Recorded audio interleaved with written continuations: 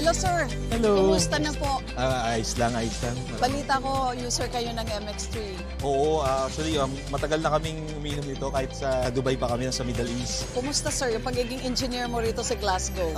Minsan challenging kasi puro Scottish ang mga nandito, tapos minsan napupunta kami kung saan. So, minsan may struggle pero ano naman, kasi Pilipino naman. So, Mas magaling ang naman. Pinoy. Oo, syempre Pilipino. Yeah. So how long have you been using the brand? In Dubai, almost every day, ginagamit ko siya. Ang nangyari is, nung napunta kami dito sa Scotland, wala na ako masyadong mabilhan. Kaya nung nakita ko siya ngayon, pumunta ako para kumuha ulit. Na-miss ko. Bakit MX3 capsule, sir? Andito ka na sa Glasgow ngayon and still, yan pa rin ang choice mo na brand supplement. Naramdaman ko na parang kinikleanse yung yung body ko. Sabi ko, I'm not that old but I'm aging as well. So, yeah. So para sa akin siguro, mas mainam yung tulungan ko yung health ko para mas maging healthy pa ako. MX3, dito ako believe.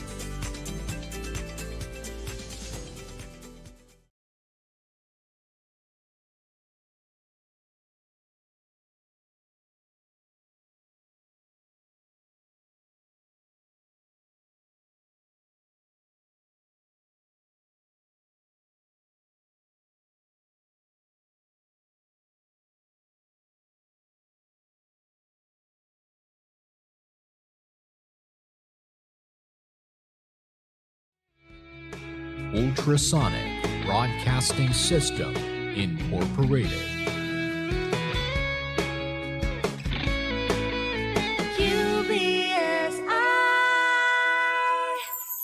UBSI. Informing and entertaining Filipinos since 1998. Energy, energy, energy, energy!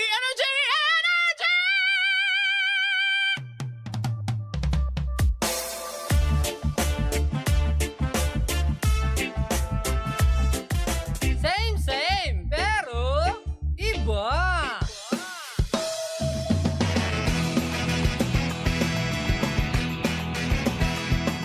Same, pero iba.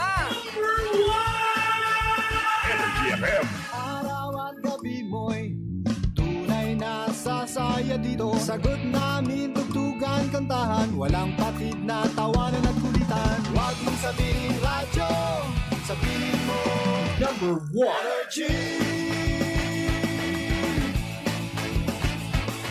Ito ang number 1, 06.7 Energy FM.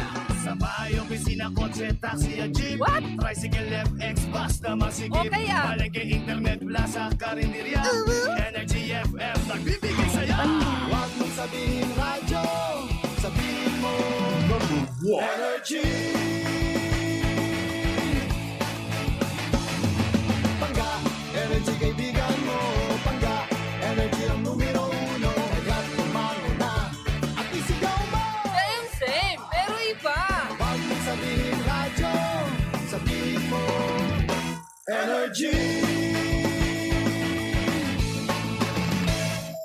Mga pangga, paalala lamang po, ang 106.7 Energy FM at ang programang Believable Stories ay hindi responsable sa mga opinyon o kwento na ibabahagi ng ating panauhin. Ang mga ito ay personal na pananaw at karanasan ng panauhin at hindi sumasalamin sa paninindigan ng estasyon o ng programa.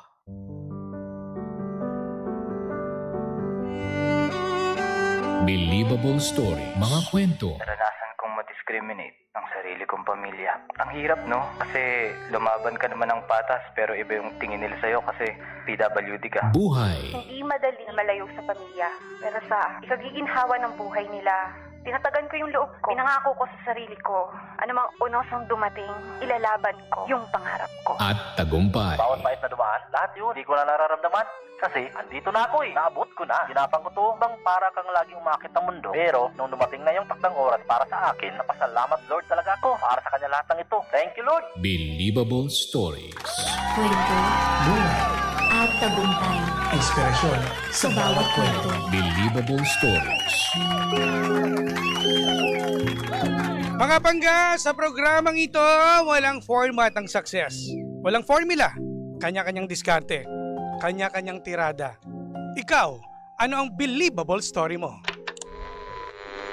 Believable Stories. Simula at pangarap. Lumaki sa Rojas Oriental, Mindoro, sa gitna ng hirap at alitan sa pamilya. Bata pa lang natuto na siyang tumayong magulang sa kanyang mga kapatid. Nangarap siyang makapag-aral sa UP at nagsumikap bilang scholar at working student para matupad ito. Sa kabila ng kahulugan sa pera o kakulangan sa pera, pinanghawakan niya ang pangarap na maiahon ang sarili at pamilya mula sa kahirapan. Pagsubok at pagbangon. Hindi naging madali ang kanyang paglalakbay, naranasan niyang mangutang ng pamasahe, tumigil sa pag-aaral at dumaan sa depresyon, lalo na noong pandemya. Dumating ang puntong halos sumuko na siya, ngunit sa panalangin at patuloy na gabay ng Diyos, natagpuan niya ang tapang at direksyon para muling bumangon at ipagpatuloy ang laban. Tagumpay at inspirasyon. Aba ngayon, isa na siyang matagumpay na CEO at co-founder ng Quantum Leap Business Hub. Naibangon niya ang kanyang pamilya matapos ang pagpapaaral sa mga kapatid at nakapagtayo ng sariling tahanang puno ng pagmamahal at musika. Para sa kanya, ang tunay na tagumpay ay hindi lamang material, kundi ang kapayapaan at kaligayahang hatid ng buhay na kasama ang Diyos. Moto sa buhay. If the intention is right, nothing will go wrong. Mga pangga, mula sa hirap ng buhay patungo sa maginhawang tagumpay, makasama natin ngayon si Annie Macato. Magandang hapon sa iyo. Magandang hapon, DJ. Ayos ba yung aking introduction sa iyo? Medyo yung researcher namin talaga no? Maraming inalam sa buhay mo Makabagdag damdamin. Oo. Makabagbag damdamin. Kamusta? Kamusta ka? Okay naman. Yung papunta mo dito, okay naman ba? Yes, from meeting tapos diretso dito, okay naman. Nangangamba kasi yung aming researcher na sabi, DJ Jimbo, nako, teka lang yung nating guest natin, hindi ko alam kung sino pa talaga yung kausap ko kasi marami daw pala sa kanyang nagme-message din na pares na account mo. Yeah, daming poster. Ang daming poster, no? Ganyan Hindi talaga pa sikat pero marami ng poster. Pero eto na yung unti-unti na, trending ka na eh. Kumbaga, ang dami na kagad sa'yo, gumagawa ng account. Yeah. Gusto ko ma-experience yan. Hindi, joke lang. So, kamusta at is this your first time dito sa FM station, no? Yes, this is my first time. Thank you so much for having Nako, me. maraming salamat dahil alam ko naman busy ka. Pero eto, ikaw ay laking Mindoro, no? Kwento mo naman ako kung ano ba yung buhay mo noon, ang pamilya mo at ikaw. So, nung bata ako, laking hirap. Okay, ang mga magulang ko, ang tatay ko ay isang lineman sa kuryente. Yung nagkakabit ng mga kuryente dun sa amin. Nanay ko is plain housewife. Okay. So, well, we are a very, very dysfunctional family. Kasi yung tatay ko ay makulit. Okay. maraming bisyo, tas makulit, alam mo yon. Bisyo tulad ng ano? Pag-iinom, paninigarilyo, sugal, alak. I think lahat ng bisyo na sa kanya. Okay. Pero mahal na mahal ko yun. Alam mo yun. Tapos sila ng nanay ko. Ang nanay ko naman ay plain housewife. Tapos, dahil siya lang yung nagtatrabaho, tapos punong-puno nga ng bisyo. So, ang nangyayari, basta makapag-provide lang siya ng bigas. That's it. Bigas lang? Bigas lang. Ulam? Ang nanay ko magaling. Magtatanim yun. Magsa-side hustle din siya. Ano to, sa bakuran ninyo? May nakatanim kayong mga gulay, ganyan? Okay. Alam mo naman sa probinsya, ganun lang, buhay na. Yes, oo. So, that's it. Tapos ako, ang problema sa kanilang dalawa, I don't know, maybe dahil bata pa sila pareho. Laging nag-aaway. Ba't ilang taon ba silang nag-asawa o nagsama? I think bata pa sila, siguro mga 20s din. Okay. Or mas mabata pa sa 20s. Ikaw bang panganay sa... Pangalawa. Ilan kayo magkakapatid? 5. 5. So, puro babae? Hindi, 3 babae, 2 lalaki. Tapos may kambal kami sa yung bunso. Okay. So, lagi sila nag-aaway. I mean, tawag ko nga sa kanila dati si Sharon at si Gabi kasi nga... Sa paanong pamamaraan sila nag-aaway? Nagdadabog? Uy, maingay na away. Bugbugan talaga.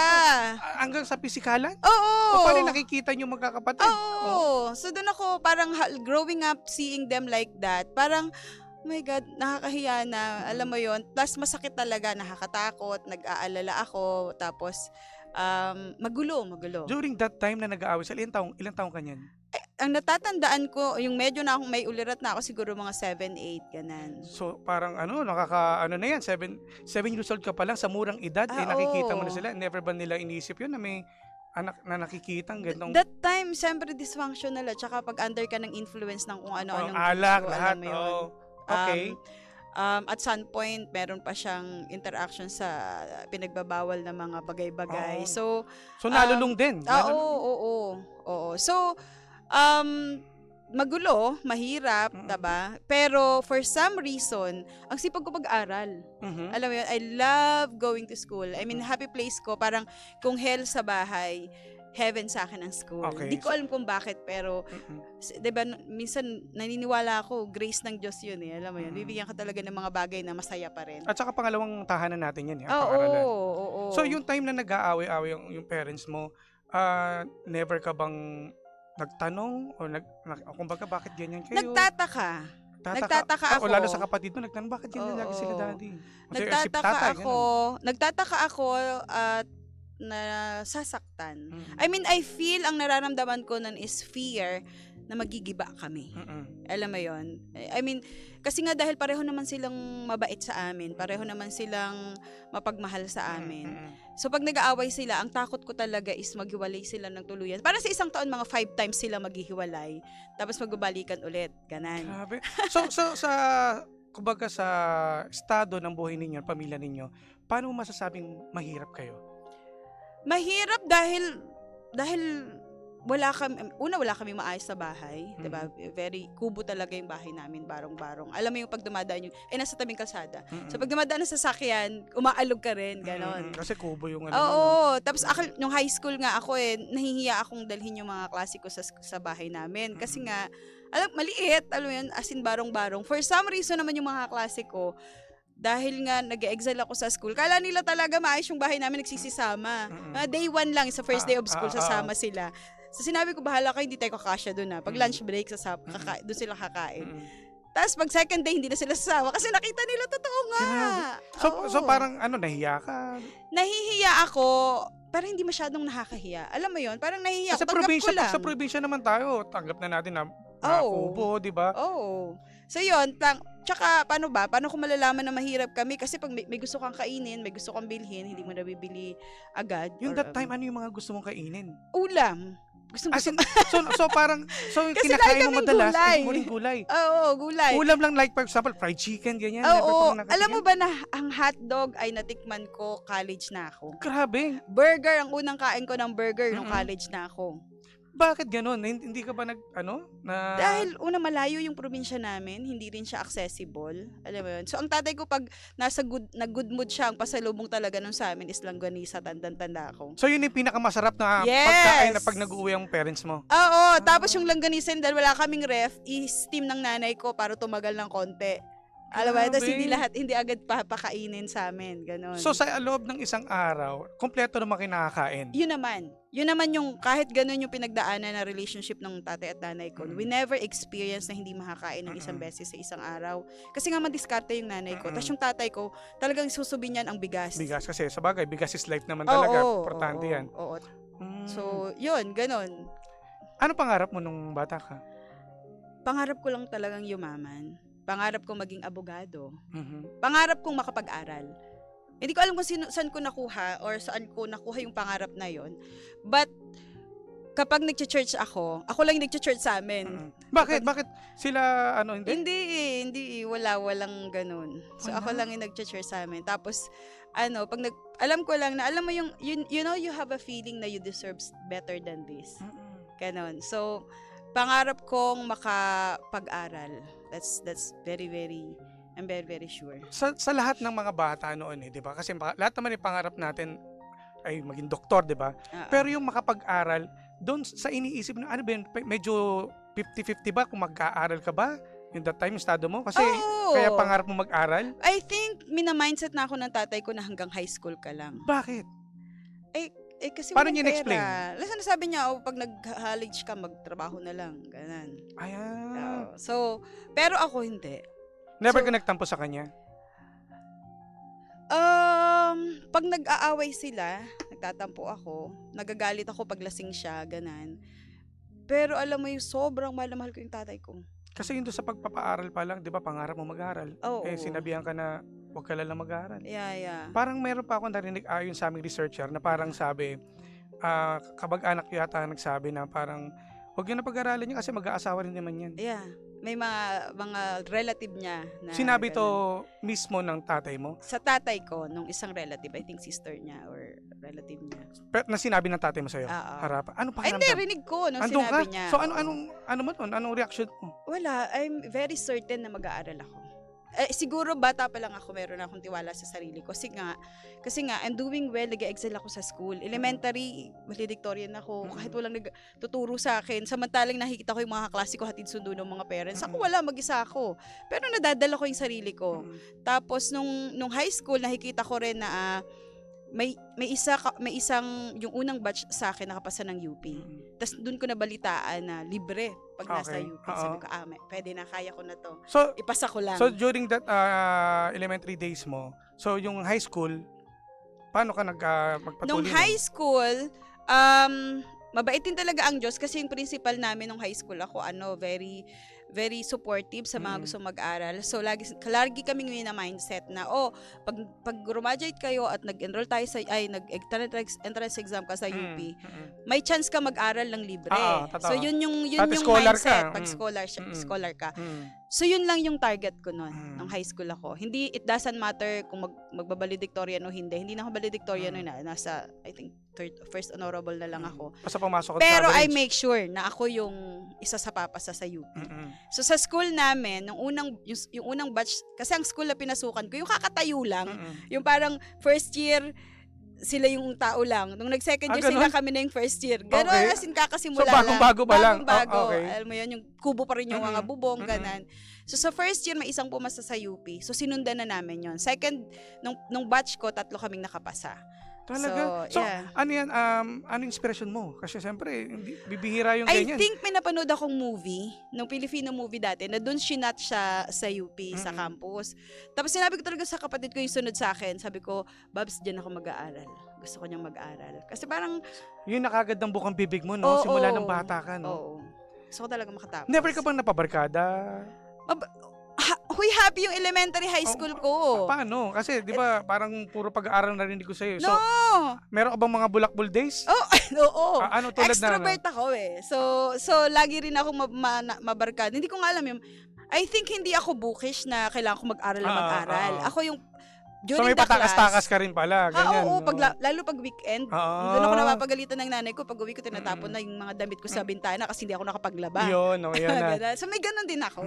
Pero hindi naman lumala. Like for example, na hindi ka na muuwi. Ay, So, hindi. yun lang Very yun. responsible ako doon. Yeah. Ay, alam mo, kaya naniniwala ako wala sa magulang yung pagiging responsable, paglaki ng bata, kung paano lalaki yung bata. Kasi yung very conducive para magkaroon ng mga anak na pasaway. Yes.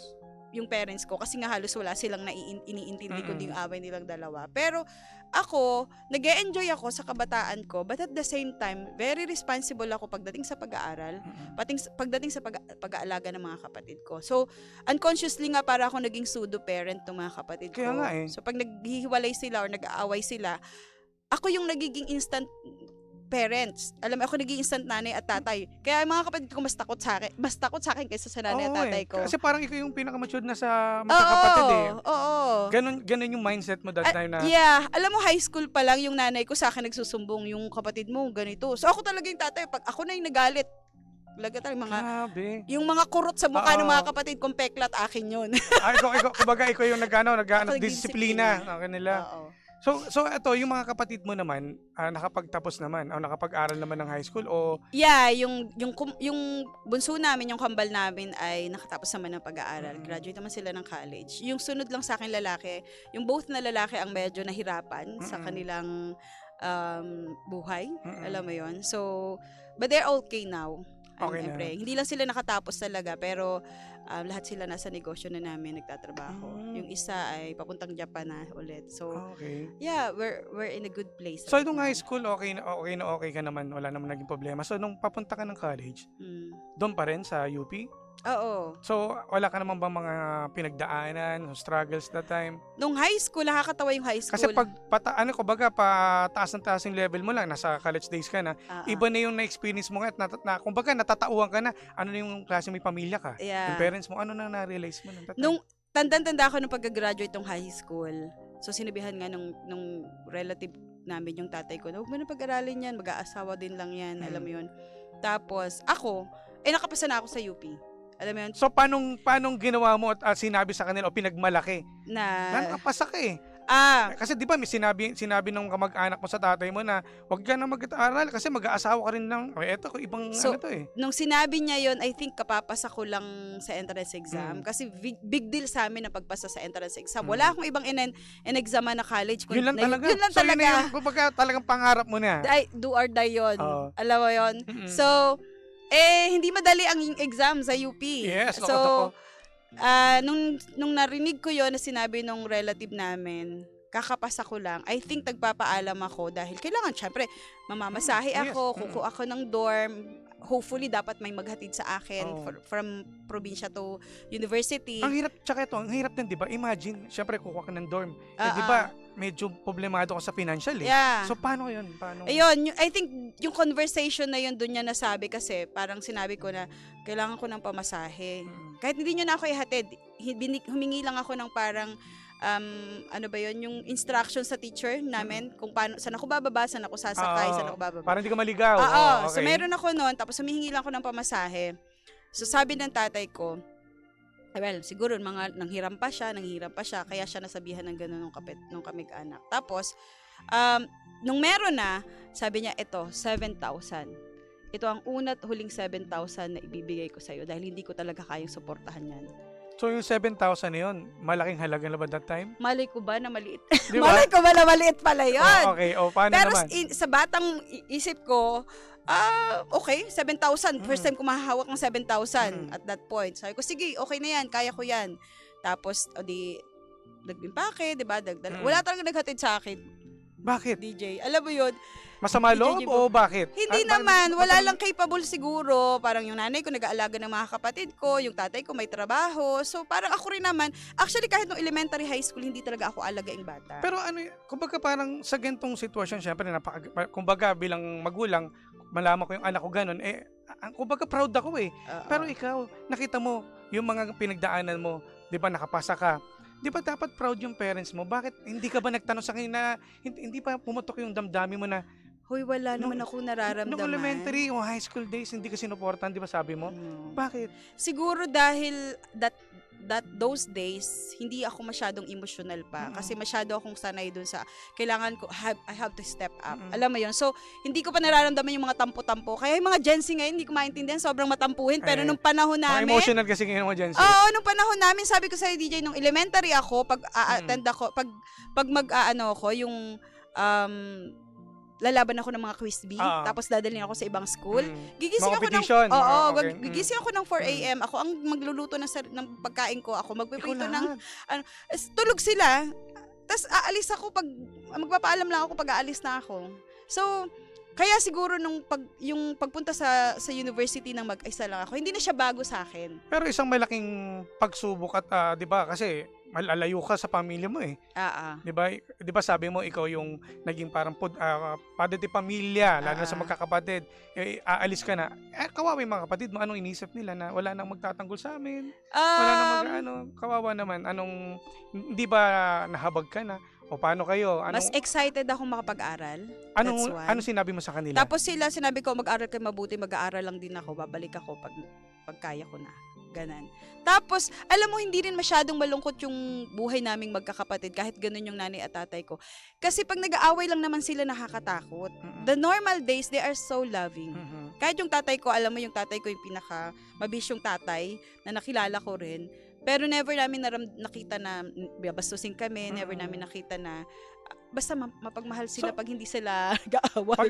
Tsaka walang impluwensya ng alak, no? Oo. Pero yung time na pa-college ka na, nagbago ba ang erapat mo, ang mga father mo? Hindi pa. So, tuloy-tuloy pa rin ang Tuloy vision pa niya, rin ganyan. yun. Alam mo, may mga pangyayari pa nga. Ay, hindi. Kikwento ko muna nung pagpunta ko sa UP din. So, Okay, may 7,000 na ako. Sakay baba gamit yung sketch na bigay sa akin. Pagdating sa university, diretso enrollment. So, sa enrollment, nakapila. Tapos, doon ako medyo nahabag sa sarili ko. Yes. Ano yan? DJ Jimbo. Nung enrollment na, kita ko, kasi haba ng pila, di ba, mag-enroll ko sa registrar. Ako lang yung walang parents. O, diyan. Doon ako parang, Na-feel doon mo ako na. parang, lungkot pala nito. O, una siguro dahil may separation anxiety ako dahil naiwan ko nga yung mga kapatid ko, yung pamilya ko, tapos mag-isa lang ako. Sa biyahe, medyo masaya pa ako eh. Pero pagdating... So, excited ka pa kasi. Excited pa ako. Excited, pero oo. pagdating sa university, tapos nakita ko na yung Yung mga estudyante. pumipila. Nakasama yung pamilya. Oo, may hatad na ng tubig yung student, siya yung nakatayo, yung nanay yung pumipila, bukod pa yung nakapila, yung tatay, taga-asikas. Yes. Tapos ako, edi syempre dala-dala ko pa yung bag ko, hindi pa maleta yun ha. Bag yun na kailangan mong buhatin. Yung mga mabibigat na yan kasi kompletong gamit eh. Okay. Oo, so kailangan kong sipa-sipain para makausod yung pila. Tapos kahit na ako ka, hindi ka pwedeng umalis kasi mawawala ka sa pila, ganan. Doon, medyo manaramdaman ako, shucks, ang lungkot naman ng buhay ko na to. 'Di ba? Ako lang yung walang parents. So siguro kaya hindi ako nalulungkot dati kasi akala ko that's the normal life. Yun lang nakita ko. Now, I am seeing different dynamics ng family na may nanay at tatay palang nag-aalaga. At sumusuporta. So, that's one. Tapos pero nairaos ko naman yung enrollment. Tapos, after enrollment, ang next step ko is maghanap ng dorm. 'Di ba? So, hanap ako ng dorm. That day din, nakahanap ako ng dorm. Nagpunta ako dun sa dorm ng mag-isa. Grabe no. Saan ka kumukuha ng lakas? Kasi, di ba, akala ko kasi normal yun probinsya dati. to Manila, tapos mag-aano ka, makikipagsapalaran ka, di ba? Yeah. Tapos mag-aaral ka pa. Paano? Ay, that siguro grace ng Diyos yun. Hindi ko rin alam, DJ Jimbo, pero ganun na ako dati. I mean, akala ko that's normal. Na dati, it works for me. Diba? It works for me. Nung matanda na lang ako, nung mag-40 na ako, doon ko lang nakita doon ko na nakita yung effect nun. Dahil hindi ako parang dumaan sa pagiging bata talaga. Diba? Parang bigla ako nag-mature automatic because of the situation. Anong course ang kinuha mo? Forestry. BS Forestry sa UP Los Baños. Okay. Kasi ang pangarap ko talaga ay maging abogado. So dapat ay at least political science dapat yan yung mga Titake mo. Oo. Kaso sinabi ako ng principal nung nag-fill up na ako na kung gusto mo makapasa talaga ng diretso, hanapin mo yung quota course. Something na hindi kukunin ng mga taga Manila. Kasi or ng mga taga city kasi wala kang laban sa school nila sa ngayon, alam mo yon. So, sinunod ko yun. So, yun yung, nakita ko dito, siguro naman wala masyadong kukuha ng forestry. So, yun yung kinuha ko. Nakapasta talaga ako. Wow. So, yun yung kinuha ko and kaya Los Baños. Nag-ano ka ba? Nag-working student ka ba? Oo, sa college kaya ako, 7,000 nga lang padala sa kasi hindi akin. sapat yan eh. Kasi hindi ka dapat, kumbaga, extra at maghanap ng pera pa. Yeah, ang ginawa ko noon, nung pagdating ko, after ko maghanap ng dorm, next, meron akong checklist. Ang Kasi sunod, magkano yung dorm? Magkano ang rent ang bata pa that time, nasa magkano? Bumura pa ng mga panahon na yun, parang 2,000, 2,500, ganun. Pero malaki na yun. Oo. Kumbaga sa Laki na ng hawa. Oo, sa kuha sa iba yung pera 7,500 nun eh. ko. Yung value ng pera Oo. nun. Okay, then? So, ang next step ko nun is maghanap ng scholarship. Sa UP ang maganda talaga, ang daming opportunity. So, naglakad-lakad ako dun sa students building, tapos nakita ko ng scholarship. O that day din kukuha ko ng isang scholarship. Kasi dun mag-fill up ka lang. Ganyan. So, okay na. So, nakapag-enroll na ako, may bahay, may dorm na ako, may scholarship pa ako. So, kasado na. Tapos, ang kulang lang ay isang kukuha ng pangkain. Oo. Pamasahe. Sa UP yun ang pinakamahirap. Oo nga't libre. Ang problema sa UP dahil malaki yung university, tas yung college pa namin is mula sa loob ng university may sakayan doon, may pundohan doon, tapos sasakay ka pa ulit papunta sa taas kasi nga nasa may bundok area yung aming college. Doon ako hirap na hirap. Kaya ang sunod na hinanap ko ay trabaho.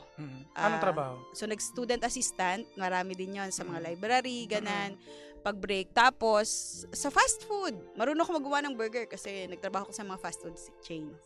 So paano yung adjustment o paano mo na pagsabay-sabayan? Kasi di ba, bumabarkada pa ako niyan, naglagay. Yung mga barkada mo ba? Ito mga, mga bulakbol? O Hindi. ano naman? alam mo, doon ako blessed. Alam mo, kahit saan ako pumunta, lagi ako napupunta sa environment na maayos. Paano masasabing blessed sila, mga kaibigan? Dahil lahat sila nakagraduate on time. So doon sa UP kasi maraming sumasampung taon. Oo. Sa eskwelahan. Yes, kasi kapag nag-university ka coming from the province, dalawang bagay pwedeng mangyari sa iyo talaga dahil sobrang freedom, 'di ba? Wala nang parents diyan, wala nang nakatingin sa iyo.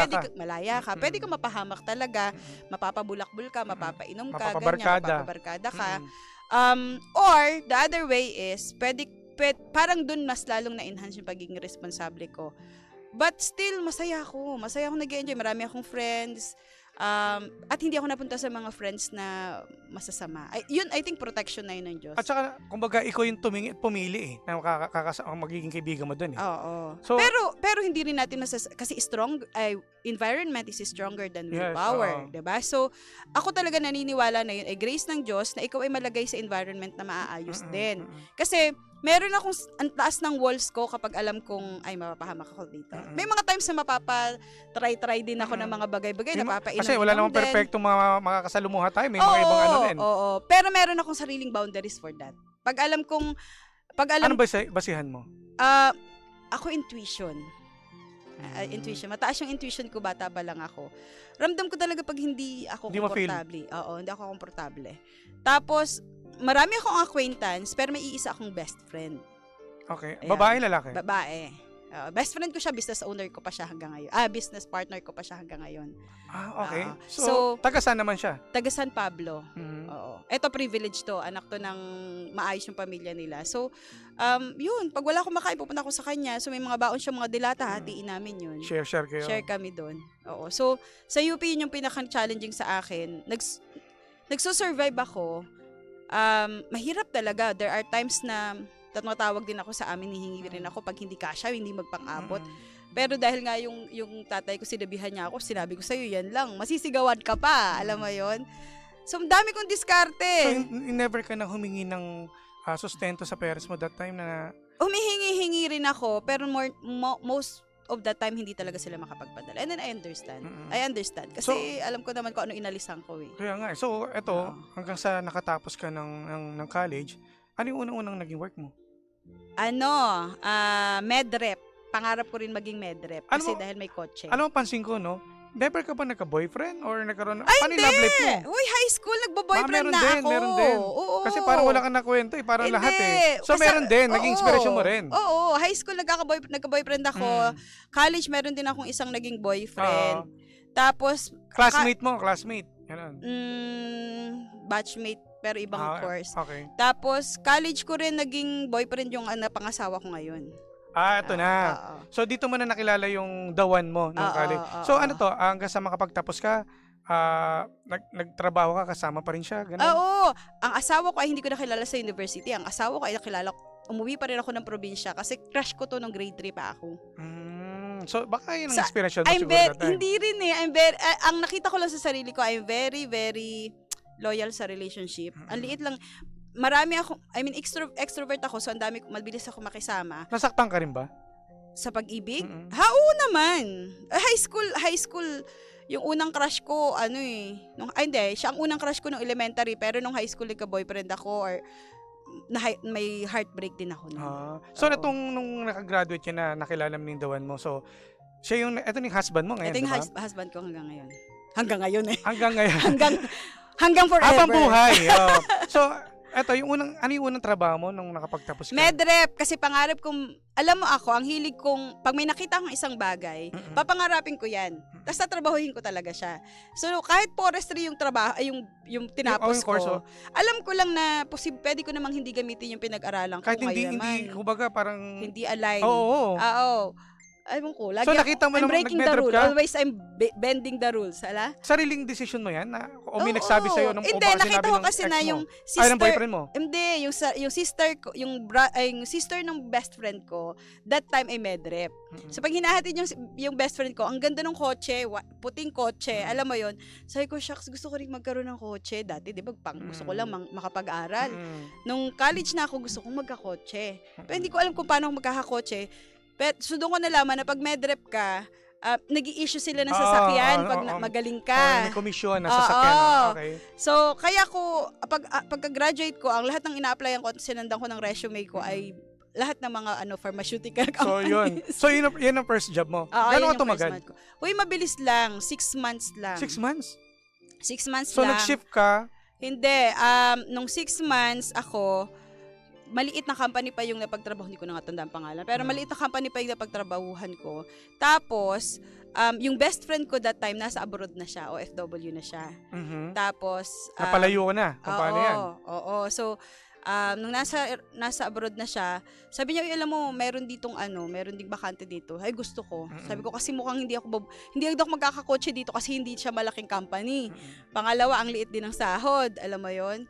Tapos, that time, mga bata pa rin kami ng asawa ko. So, parang nakikita ko, my gosh, parang magiging katulad kami ng nanay, tatay ko, lagi rin kami nag-aaway, alam mo yon. So, ayun, nakuha niya ako sa Oman pa yun eh. So, ano yun? So, nag-try ka talaga, nag-abroad ka? Oo, pero mabilis lang din. One thing I realize, alam mo, minsan, yung mga rejection, is not really rejection. I think that's redirection. Hindi ko maintindihan yung sarili ko kasi hindi ako nagtatagal sa trabaho. Alam mo yon. So, mabilis lang din yung doon. Tapos pagdating nung recruitment agency pala yon, yung company doon sa ibang bansa. Tapos, hindi ako magaling na empleyado. Hindi ako pala sunod. May sarili akong I like autonomy. Parang sabihin mo kung anong kailangan mo at gagawin ko siya on my own. Sa kumpanya may system yan, dapat susundan mo. So, hindi ako laging favorite ng boss. So, alam mo yun. So, pinauwi ako ng Pilipinas. Siguro hindi lang siya magaling mag-fire or hindi lang siya marunong mag-fire. Pero pinauwi niya ako ng Pilipinas. So, naiwan pa rin si best friend. Ako yung umuwi ng Pilipinas. Tapos, nilagay niya ako sa parang branch office nila dito. Okay. Ayun. So, from there, ayun, medyo nagtagal ako doon, mga 2 years. Tapos, college na yung mga kapatid ko noon. So, nagpapaaral na ako. Kasi doon, alam mo yung pag nasa mahirap na situation ka, doon mo marirealize na you need to do more, you need to extend yourself more. So doon ko naisip na hindi kakasya yung sweldo ko sa pampaaral, 3 silang college that time. Malaki rin gastos niyan. Oo. So paano ginawa mo? Tapos, so nagkataon na that time si best friend ay maayos na yung sitwasyon niya sa ibang bansa. Tapos na ako na parang ayoko nang maging employee. Gusto ko nang mag-try na on my own, yung walang boss. Alam mo 'yon. So nag-start ako sa parang freelancer. Sa pagiging freelancer, nagsusupply kami ng mga OFW sa kanila. So ito na yung parang recruitment agency na. Agency so na. Sarili mo na to? Hindi pa, that time hindi pa. Kasi empleyado pa nila ako. So, naging empleyado nila ako for a time. And then, nag-start kami, ang unang business na trinay ko, aside dun sa mga side hustle sa recruitment agency, ay nag-construction. Meron akong kakaibigan nung college na engineer, civil engineer. Tapos sabi niya, hoy, try natin, i-try mo yung pag-contractor. So, yun yung unang-unang business na-build nyo. Oo. Pero, nakagawa kami paano ng 9 ka nakapag-ipon? na bahay. So, ipon na that time? Utang. So nangutang ka? Utang, oo. Ang umpisa ay utang na panghunan. Tapos... Saka mag-anak ba to? Hindi, doon kay best friend. Okay. Si best friend talaga sanggang dikit ko yan. Kaya hanggang ngayon kaming dalawa pa rin. I mean, parang pag magkasama kaming dalawa, everything is possible. Kasi ako ay visionary. Siya naman ay catalyst. Siya yung gawa ng mga small steps, details. Ako tag-iisip what's next. So siya yung, kumbaga, ganun kalaki ang tiwala sa'yo ng best friend mo? Oo, kasi since college kami. Alam mo, ako naniniwala, kailangan mong makakita ng someone na mas kilala ka kaysa sa sarili mo. Kaming dalawa ganon. Mas kilala ko siya kaysa mas kilala niya ako. Mas kilala niya ako kaysa mas kilala ko. Kasi ang hirap, no? Sa panahon niyo yun, di ba? Ang hirap magpahiram.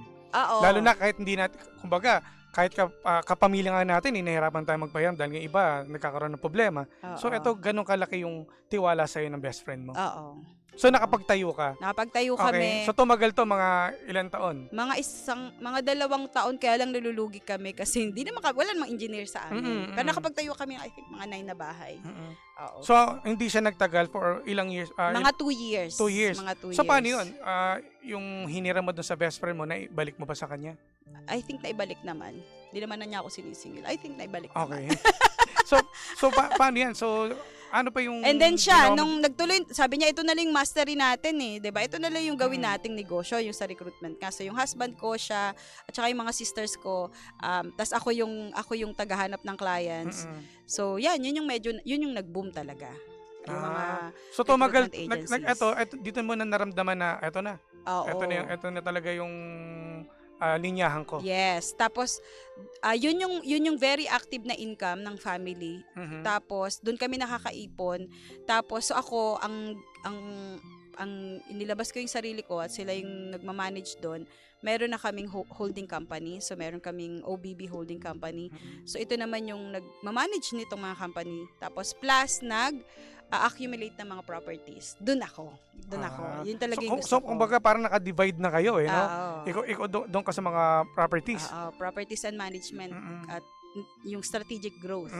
So I love ang ginagawa namin is I want to create a passive income for the real estate. Alam mo 'yon. So yeah, nakabili na kami ng isang unang building namin out of that. Tapos multiple properties. Kamusta yung mga kapatid mo? Yung mga kapatid ko ay nasa negosyo. Sila yung kumbaga napagtapos mo sila ng pag-aaral. Yes. Napagtapos ko sila.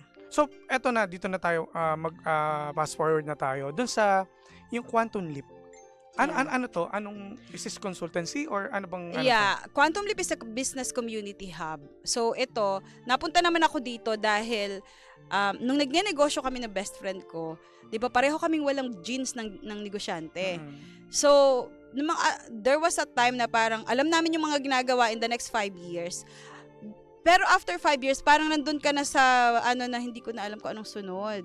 So dahil wala kaming genes sa pagiging negosyante, ako ay sa pag-aaral ulit. Gusto ko talaga ng pag-aaral. Gusto ko mag-aral, mahilig ako magbasa ng books.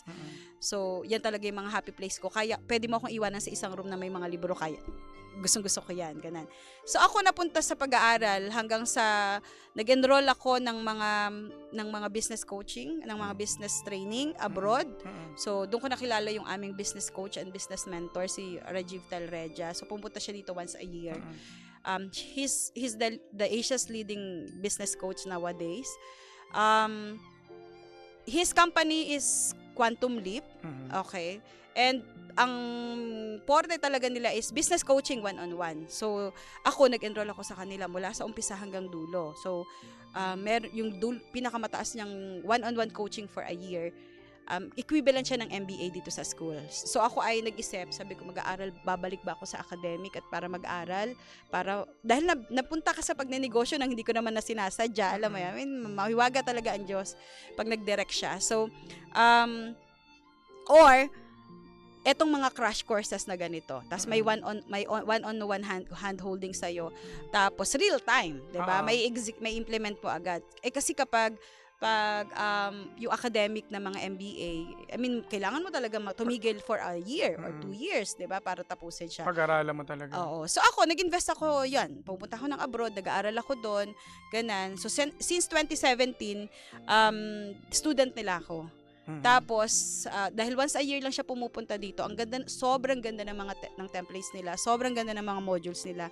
Ang vision talaga is, ang mission is to help the small medium enterprises, micro medium enterprises to grow and scale their business. Kasi 'di ba, ang mga negosyante may dalawang grupo eh. Itong mga maliliit at yung mga upper 1% na malalaki na. So ang pinaka-challenge sa negosyante is iilan lang sila sa upper 1%.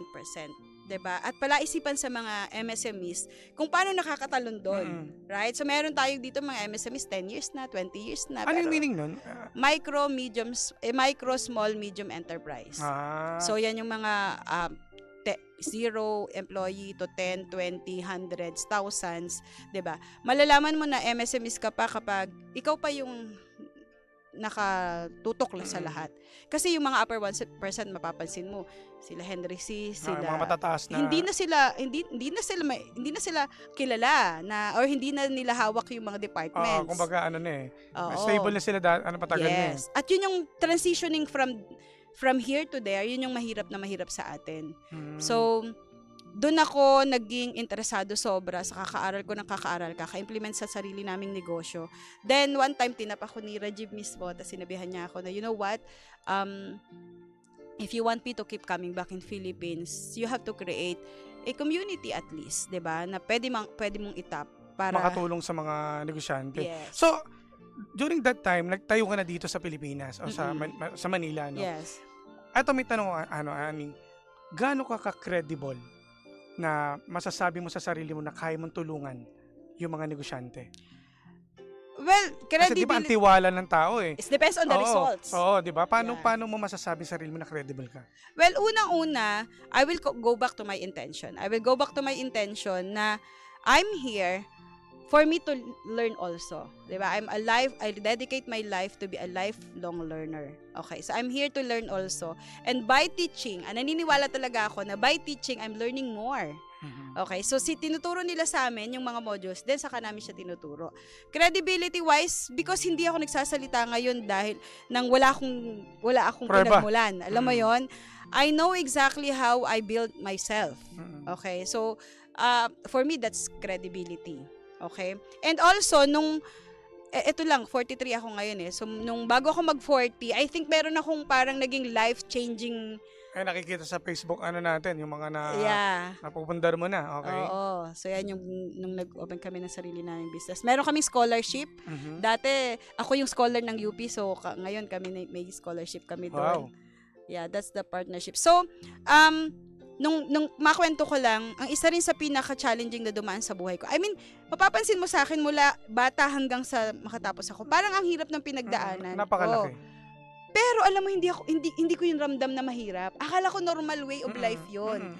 Alam mo kung kailan yung pinakamasakit at pinakamalungkot na pangyayari sa buhay ko na feeling ko noon ko lang naramdaman nung mag-40 na ako, DJ Dim. Bakit time na magpo-40 ka nung magpo-40 na ako, sakto yan, nag-pandemic. So nung nag-pandemic, supposedly na-treat ko yan as pahinga ko dapat, 'di ba? Pero nung pandemic na tumigil at walang gagawin lahat, lalo na ang negosyo namin walang ginagawa. So I'm one of those lucky people na masinop kasi kaming mag-asawa eh. So, meron kaming sariling farm, meron kaming farm sa may Tagaytay. So, doon kami nagstay. Hindi ako nakulong sa isang environment na mahirap. Doon may farm kami, nakakapagtanim kami, na-experience na anak ko yung mag-akit-akit sa puno, ganyan. Magtanim, nagplantita and everything. And that farm is very, very self-sustainable. Meron kaming manok, meron kaming baboy, meron kaming ando na lahat, hindi ko kailangan lumabas. May gulay kami, may support kami ng isda from the Taal. Alam mo yon. Pero, for some reason, doon ako depressed. As in yung depression na nung elementary hanggang college, hanggang high school, never kong na-experience ma-depress. DJ, alam mo yun, parang... Ba't dito sa... Takang-taka talaga ako noon, as in yung depression to the point na nagiging suicidal ako. Alam mo yun? So, kaya nung tinanong ako ng researcher nyo, alin yung pinakamahirap na punto, hindi yung kabataan, parang nag-enjoy ako sa ganung buhay. Nahirapan talaga ako na mag-40 ako. Kaya for me, life begins at 40. Totoo sa akin yun. Yes. Kasi parang wake up call sa akin siya. Tapos, life-changing kasi halos gusto ko na magpakamatay. That time talaga, hindi ko maintindihan. Tapos sinasabi nga nila, kung nangyari yun, ikaw yung isa sa mga taong hindi nila maiintindihan. Bakit? Kasi I have all the life right now. My life is so good those days. Ang parents ko ay maayos na, kalma na sila. Nakapagpatapos ka na ng Nakapagpatapos ako ng mga kapatid ko. Ang mga magulang ko, nabigyan ko ng maayos na buhay. Ang ganda ng bahay nila, ang ganda ng ng area nila. Paayos mo lahat. Oo, ang kalma ang tatay ko mabait na para silang mag-boyfriend na ng nanay at tatay ko ngayon. Hindi na nag-aaway. Hindi na nag-aaway. Meron man pero hindi na ganun kalala. Alam mo yun, sila na lang dalawa. Pero petty things sila na nakakatawa na I have my own little family. We're traveling abroad, lalo na nung bata-bata pa yung anak ko, 4 times a year. Alam mo yun. Okay na no? Oo. Paano ka nakasurvive during that depression mo? Paano ka nagising? Paano ka nabalik ulit sa...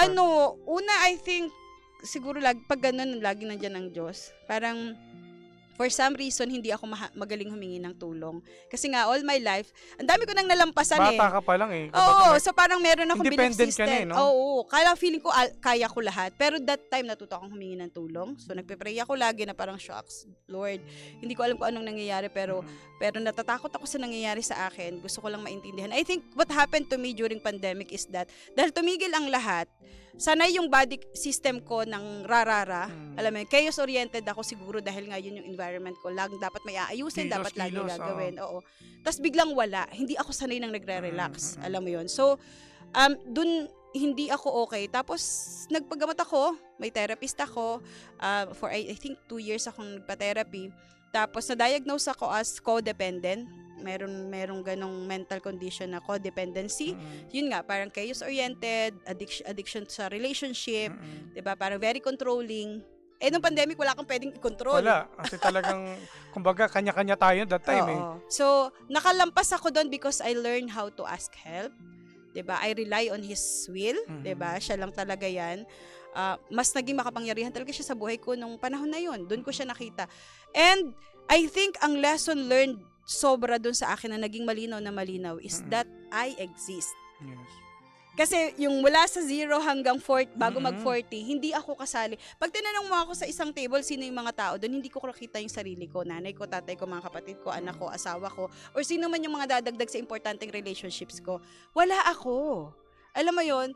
So nung 40, nung mag-40 ako na dumadaan ako sa depression, I think yun yung parang biggest realization at blessing sa akin. I was able to find myself. Yes. Diba? Na nag-i-exist ako, kasali pala ako dapat sa table. Alam mo yon.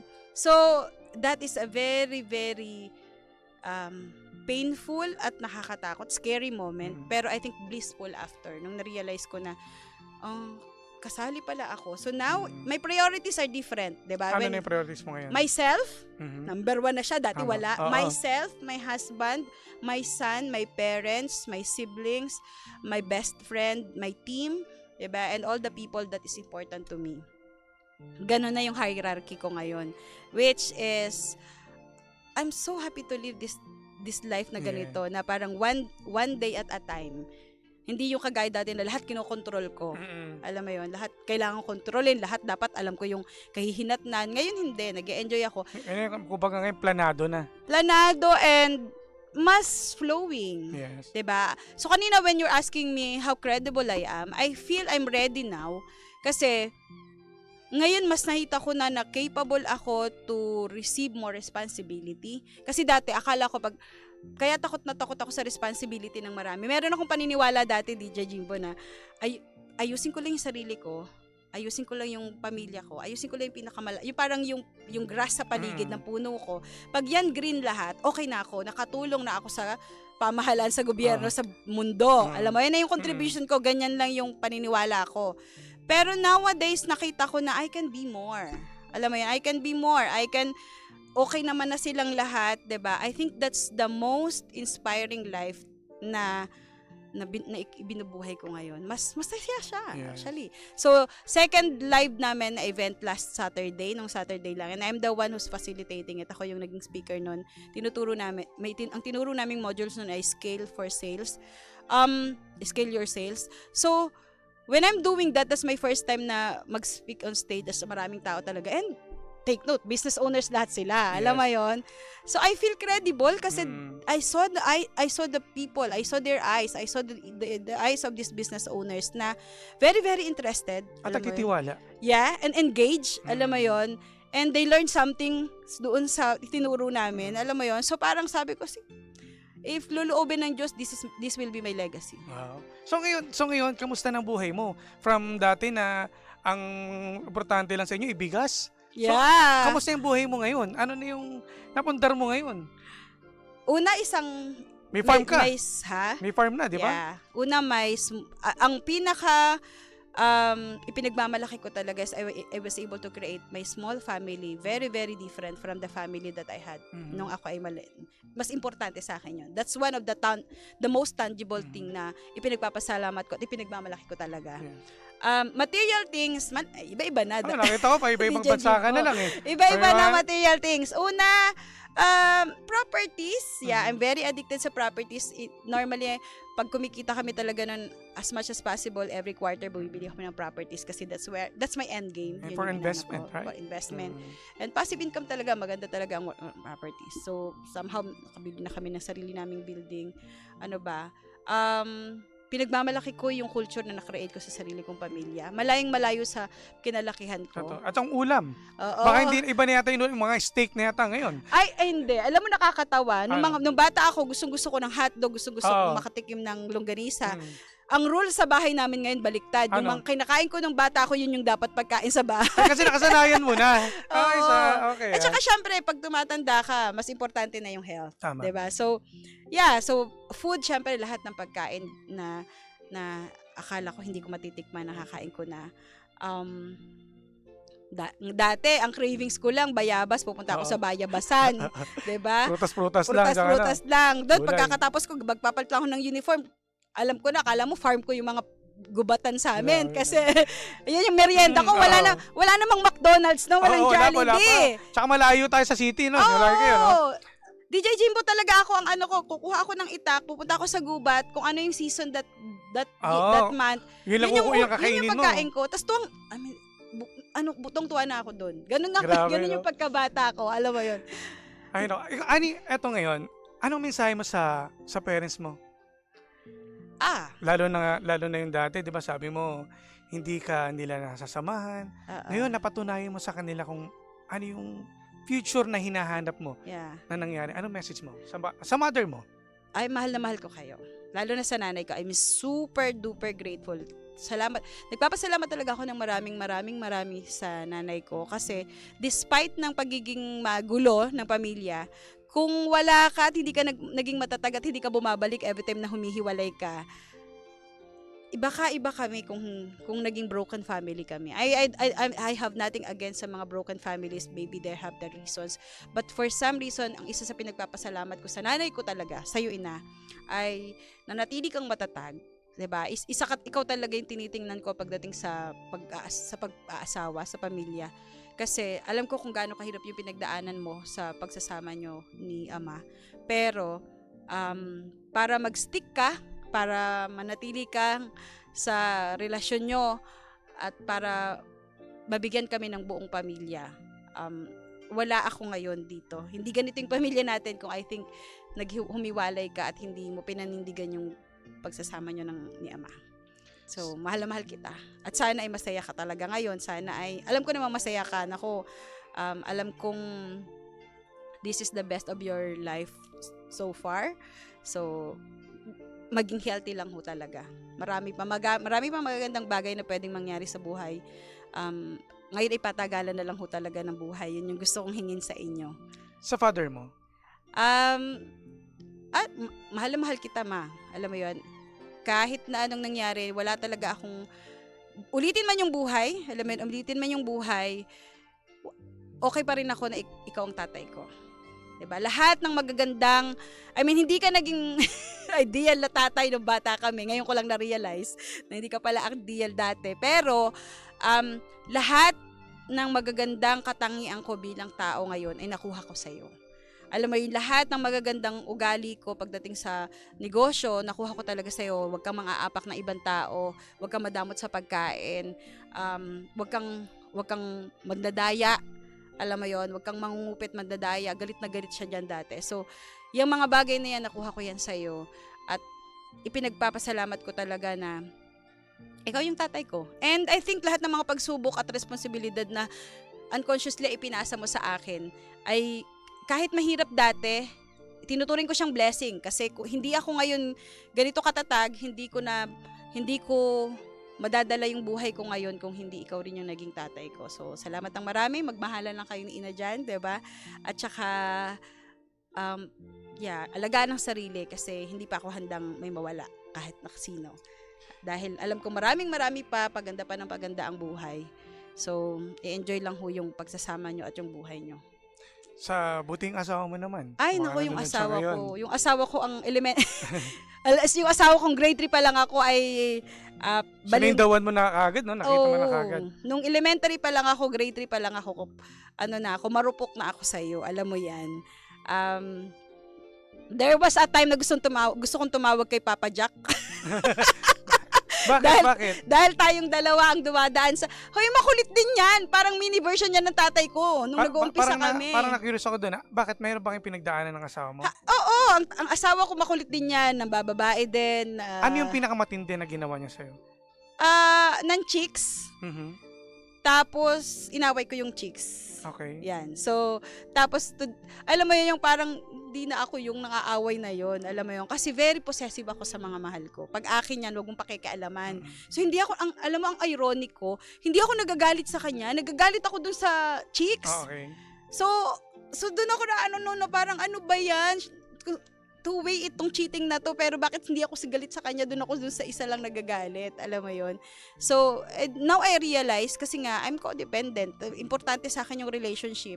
So, pag importante sa akin yung relationship, huwag mo pakikialaman. Para akong tigre, alam mo yon. So, yeah. Nagbago na ba? Oo naman. Okay. Life begins at 40, pareho sa amin dalawa. Nung mag-40 din kami, I think in the last 5 years was the very, very amazing married life na meron ako sa asawa ko. Puging-pugi ako dyan, kahit mataba na lang. Cute yan nung elementary kami. Yan yung laging nagtataas ng watawat ng Pilipinas nung elementary kami. Pero mahal na mahal ko yan. At ang baby boy? Yes. So, only child? Yes. Oh. Oo. Pangarap ko rin ng 5, DJ Jimbo. Isa lang Kaya yung pa yan. nabigay. Isa lang yung nabigay. So, yung sa anak ko, siya yung inspirasyon ko. Ikaw ang inspirasyon ko, Beb. And I do what I do because of you. And I'm so grateful that I was able to create a different generation for you. Alam mo yun, I think I was able to break the curse of poverty and dysfunctional family. So, and I'm so glad na dahil sa iyo yun, siya talaga nagpapatatag sa akin, yung anak ko na yan. Kahit anong pagdaanan, basta okay yung anak ko. And I'm so proud kasi lumalaki rin talaga siyang very, very responsible. He's a varsity now dun sa Lasal Green Hills. So, diba, parang life is very, very good. So, keep it up, anak. Nice. Nako, alam mo, Ani, masyado tayong kulang yung oras natin, pero maraming salamat at dahil dyan, eto, meron kaming munting regalo sa'yo. At para sa pagbabahagi ng iyong kwento ng sakripisyo at tagumpay sa programang Believable Stories na nagsilbing inspirasyon sa bawat pangga natin, ipinagkakalaw po ngayon pong September 15, 2025, ganap na alas 4 po ng hapon sa 3rd floor sa East Square Building dito po sa Barangay North Green Hills, San Juan, Metro Manila. Kasamang aming puso at pagpapasalamat po at ang grupo namin. Ako po si DJ Jimbo. Maraming salamat po sa inyo. Thank you. Baka may gusto po kayong Thank you so batiin, much. pasalamatan po ng mga kaibigan natin na nanonood at shinare nyo to, di ba? Yeah. So, na. Yeah, thank you so much sa unang-una, salamat DJ Jimbo for Welcome having po, me salamat here. din. Nag-enjoy ako. Sabi ko sa'yo, kahit mag-isa ka, hindi ka mabobore. Oo nga, kulang ang oras natin eh. Ang dami kong kwento. Tsaka this is the part of my life that I enjoyed talking about. Alam mo. So, thank you so much. Salamat sa lahat ng mga sumusuporta sa akin. Salamat doon sa mga nanonood sa aking personal page. Sana mahal nyo pa rin ako kahit nakita nyo na yung totoong buhay ko. At saka yung mga poster kasi, mo yung totoong page mo. Oo, so ang galing ng mga poster kasi ginagaya nila yung account ko, ginagaya nila yung picture ko. Tapos, pero ang hanapin nyo lang po talaga is yung medyo marami-rami ng followers. I think nasa 98,000 followers na ako. So, maging maingat lang po dun sa mga maraming poster, maging responsible lang po tayo at mag-ingat po, maging vigilant po, mag-research na mabuti. Hindi po ako humihingi ng kahit na anong investment, alam mo yon. So wala po akong hinihingi na kahit na ano. So kapag ang mga conversation ay gano'n na, definitely hindi ako yan. Never akong hihingi ng pera sa kahit na sino. Sa asawa ko, thank you so much, Dad, for your love and for helping me to build my dream family. Sa anak ko, thank you so much for being a great son I could ever ask for. Sa mga magulang ko, salamat ng marami. Sa team, salamat sa pagsuporta. Salamat dahil kahit nandito ako, alam kong the business is still growing or still doing well. So salamat sa lahat ng mga team natin na sumusuporta. Maraming salamat, Ani Makato. Nako, talagang bitin, ba't babalik ka pa ulit, ha? So, ayan mga pangga, At sa lahat din ng mga panggapo natin nakatutok, ako maraming salamat dahil sa programang ito, walang format ang success. Walang formula, kanya-kanyang diskarte. Siyempre, kanya-kanyang tirada. Ikaw, ano ang believable story mo? Believable. Kaya mga pangga, magbabalik po ang inyong Jimbo Luzes DJ. Dito lang yan sa same, pero... Iba! We are number 106.7 Energy FM Pangga. Huwag mong sabihing radyo, sabihin mo.